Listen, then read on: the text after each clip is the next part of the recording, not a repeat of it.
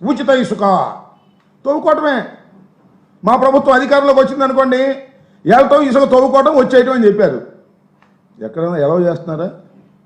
ఇసుక రీచ్లు ఎక్కడైతే ఉన్నాయో అక్కడ దాని కాంట్రాక్ట్ పెట్టారు, టెండర్స్ పిలిచారు.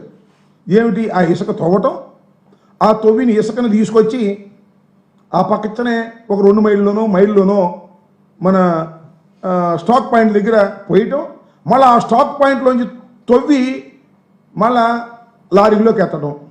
దీనికి కాంట్రాక్టర్లు కావాలి. వేసారు కాంట్రాక్టర్లు. ఎవరండి కాంట్రాక్టర్లు? మన తెలుగుదేశం తమ్ముళ్ళే అందరూ.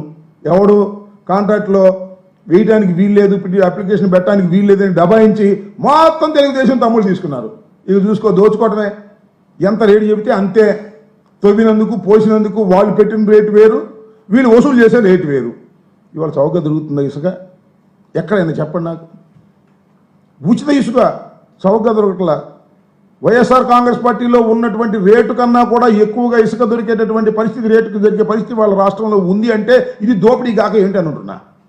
చంద్రబాబు నాయుడు గారి పరిపాలన వచ్చిన తర్వాత ఇసుకలో దోపిడీ.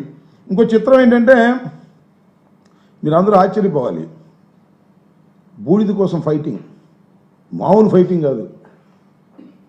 కడపకు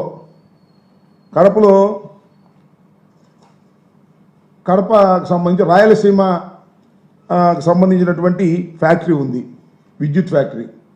దానిలో అద్భుతంగా యాష్ వస్తుంది.